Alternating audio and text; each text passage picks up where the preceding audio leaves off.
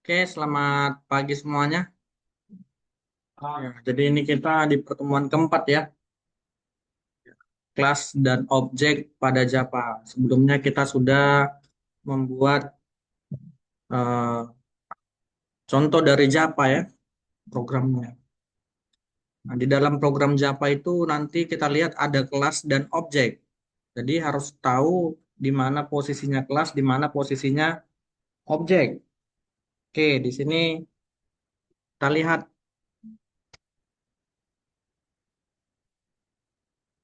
kelas, ya kan?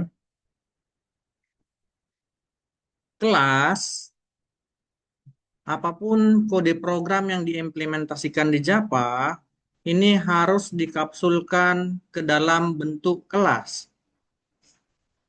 Atau nanti pakai bahasa Inggrisnya ini ya, yang dalam kurung.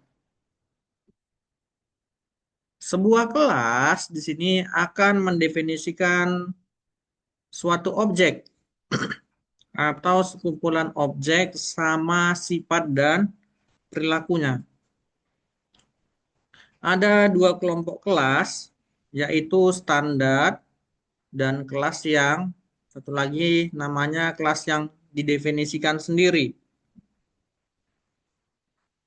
Kumpulan dari metode atau kelas standar di sini dalam Java dikenal dengan kata API atau kepanjangannya Application Programming Interface. Kelas standar di sini disediakan oleh Java dan siap dipakai. Kemudian kelas di sini merupakan sarana pengkapsulan untuk pengumpulan data dan kumpulan dari metode Java-nya. Kemudian kumpulan data dan metode-metode yang di Java tadi di sini terwujud dari baris-baris pada program Java. Kemudian kumpulan metode di sini berfungsi untuk mengoperasikan kumpulan data dalam kelas tersebut. Kemudian nanti kelasnya digunakan untuk membuat objek dan berperan sebagai tipe data dari objeknya.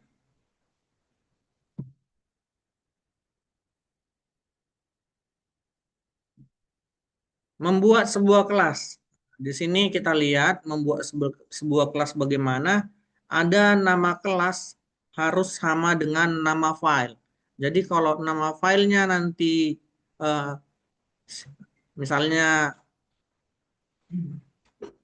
Penusa kita buat, maka untuk nama kelasnya juga harus Penusa. Nggak boleh berbeda.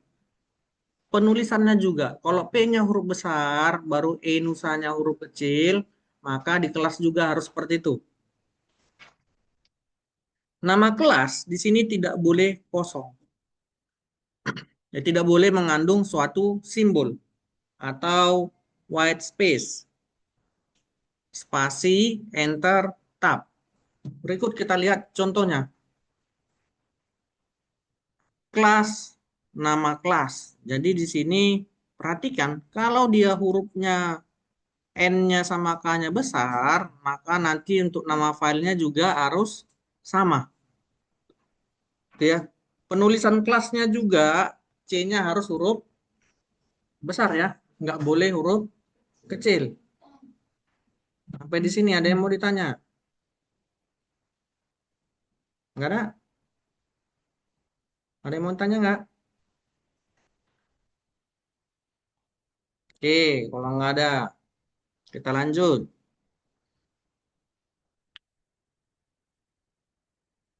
Atribut di dalam kelas. Di dalam kelas ada namanya atribut atau atribut itu ada di dalam kelas. Atribut merupakan data pendukung yang dimiliki oleh kelas. Contoh, ada kelas mobil, berarti kita butuh pendukung data. Misalnya apa? Mereknya dari si mobil. Kemudian warna catnya sama harganya. Itu dia. Jadi kalau di kampus kita, apa yang merupakan atributnya? Ya, yang pertama namanya atau mereknya ya kan. Kemudian apa? Logonya. Nah, itu ya. Jadi harus paham. Atribut dibuat seperti membuat variabel. Membuat suatu atribut atau variabel dapat dicontohkan sebagai berikut. Kelas, spasi nama kelas, kemudian tipe data, spasi nama atribut. Ini dia. Sampai di sini ada yang mau ditanya? Enggak ada? Paham yang belakang?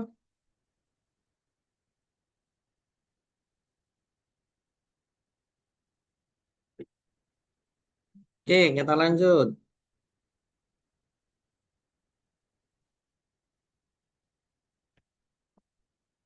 Kelas dan atribut.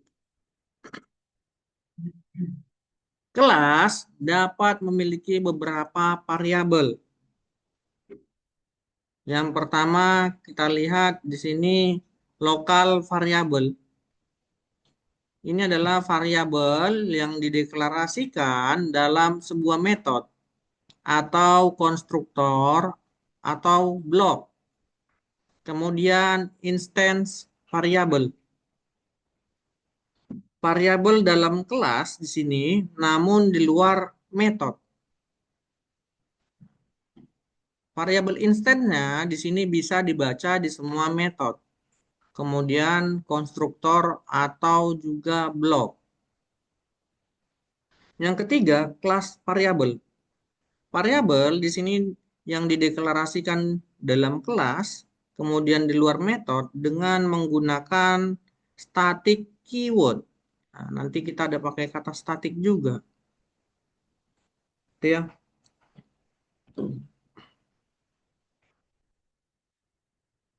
Contoh, public class dosen. Bahwa ini menandakan adalah kelas dosen. Kemudian di sini ada nama, jabatan dengan tipe data string, kemudian umur, nomor handphone. Dia tipe datanya integer. Nah, jadi si tipe data ini dan si variabel ini dinamakan atribut atau variabel. Paham mengenai atribut atau variabel dan tipe data? Jangan nggak hafal. Oke, kalau ada kelas, ada variabel atau tipe data, jadi di sini ada juga namanya objek.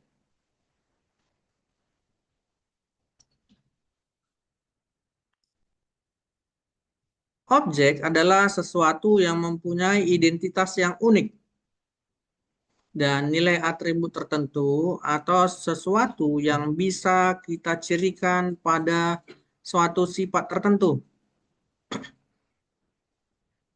atau ciri khas.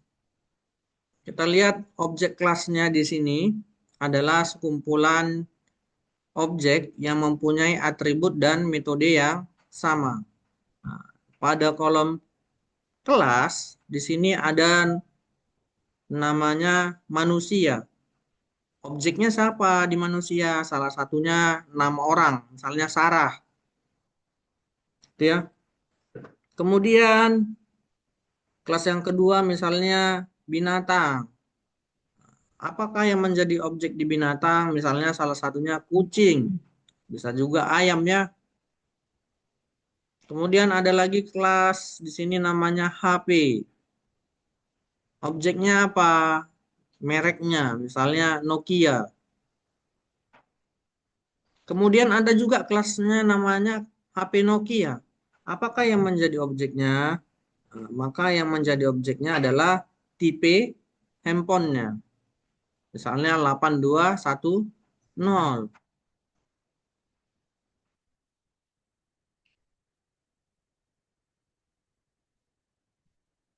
Kelas dan objek. Kita lihat.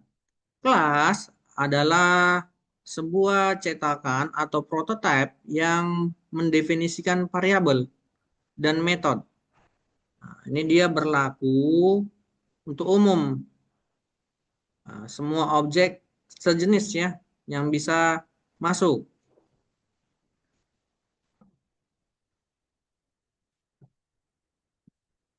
Kita lihat di sini kelas dan objek yang kedua. Sebuah kelas di sini mendeskripsikan sebuah kelompok objek yang memiliki properties atau atribut yang sama.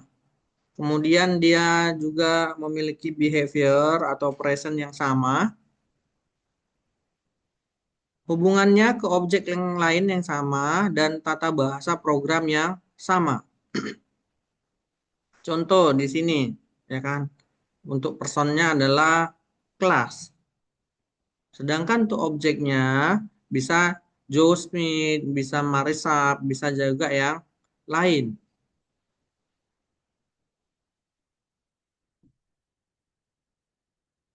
Kemudian ada juga kelas mobil di sini. Kelas mobil ini kita lihat objeknya mobil Pak Joko atau mobilku.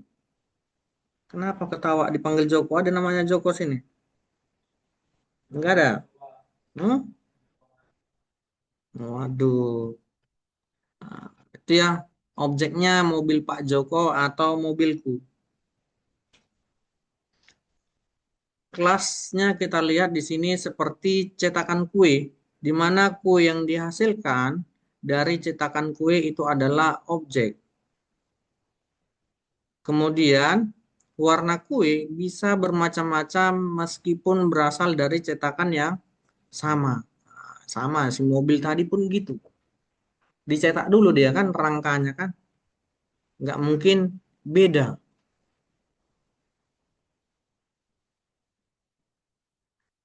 Jadi untuk warna mobil juga nanti bisa bermacam-macam. Cuman cetakannya sama. Jadi objek di sini adalah turunan kelas. Itu ya.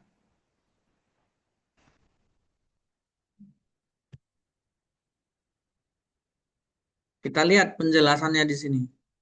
Semua atribut atau variabel yang ada di dalam kelas bisa dipanggil di kelas lain menggunakan objek. Untuk membuat objek di Java, di sini bisa menggunakan perintah keyword new. Untuk memanggil atribut yang ada di dalam sebuah kelas, di sini bisa menggunakan tanda titik seperti ini, yang dalam kurung. Kemudian, variabel atau atribut ini adalah metode yang dipanggil via objek. Hanya yang dideklarasikan di dalam kelas.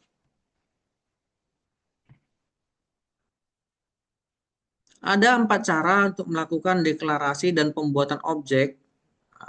Di sini kita lihat, ingat nama kelas sama dengan nama konstruktornya. Yaitu yang pertama, cara pertama, nama kelas, nama objek, ini dia merupakan deklarasi dari nama objek sama dengan new.